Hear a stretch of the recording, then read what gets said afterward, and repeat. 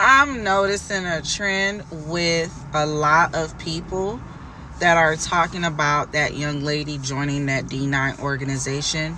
And they're pretty much trying to say as if, oh, well, she knew it was a cult, and didn't she read the Bible, and how could she join the organization? And if she is going to join the organization, she could just leave, but why she can't just leave silently? It's almost like people are doing it on purpose and they're noticing, is it a trend? I find that very funny because it's basically like saying with this monster that is with this whole situation with Cassie. First of all, even before I even get into that, it's not a trend. People have been talking about D9 organization for years. They have been talking about denouncing for years.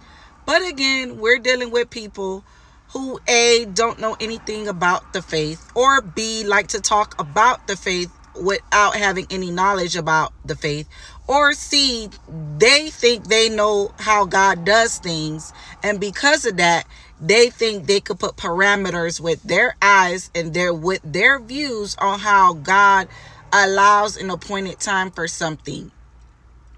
They think they know it. So the reason why it looks like a trend, because it's not, it's because it is an appointed time for people to make an exodus out of those organizations. Just like it's not a trend that a lot of these people who were abused, who were violated by a lot of these entertainment moguls, they're all coming out of the woodworks basically saying, hey, this is what happened to me. Is that a trend? Are they doing that on purpose? Or it's an appointed time? Because let's be real, with that monster, with the whole situation with Cassie, people had been complaining about him for years in the industry. And as you guys can see, nothing was done. Nothing was done. Just like people have been talking about denouncing these D9 organizations for years. And what has happened? Nothing was done. Now, as far as them going out silently, I don't agree with that. There's a scripture that says, where Isaiah says, cry loud and spare not. So yeah, the same way they enter into it publicly, the same way they need to exit out publicly. Because nobody didn't say nothing when they was parading around town, parading in their campuses, parading through the halls, parading through the yard, as loud and as obnoxious as they could. So now you have society once again to tell a person how to exit out, how to be silent to be exit out. Where was this energy when they were publicly, very obnoxiously, loudly entering in, throwing up their gang signs? Where was that energy? Cry loud and spare not. Then the other trend that I'm seeing, because I know what's at work. Whenever you see a trend of a bunch of people telling people to be silent, that's like a person telling a person who was violated, oh, well, you could spare your story, but just be a little silent with it. Just be a little more quiet with it.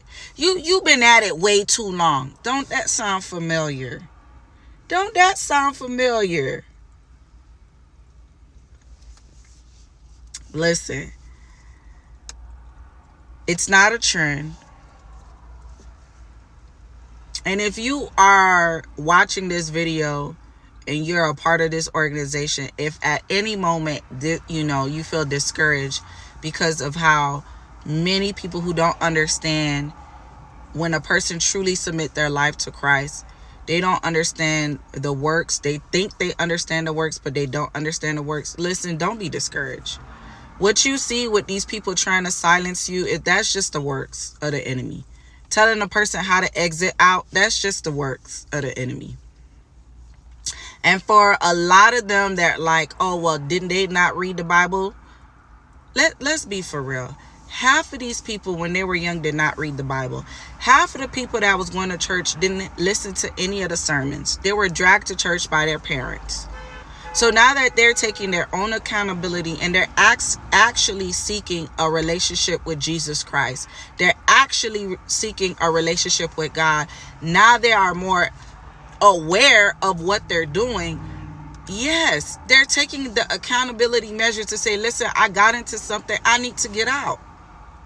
Cry loud and spare not. There's many people that don't know what a cult look like. There's many people, bump the cult. There's many people who have not read scriptures and don't know the understandings about oaths and about covenants.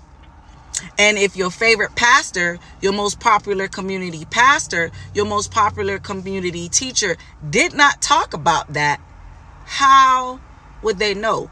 Because the people weren't even reading it. They weren't teaching people to be accountable about, yes, you can listen to my sermon, but at the same time, you need to be able to dissect the word. That's a whole nother segment for another day. All I'm saying is, it's not a trend. They've been talking about it. And we're going to continue to encourage them to cry loud and spare not publicly.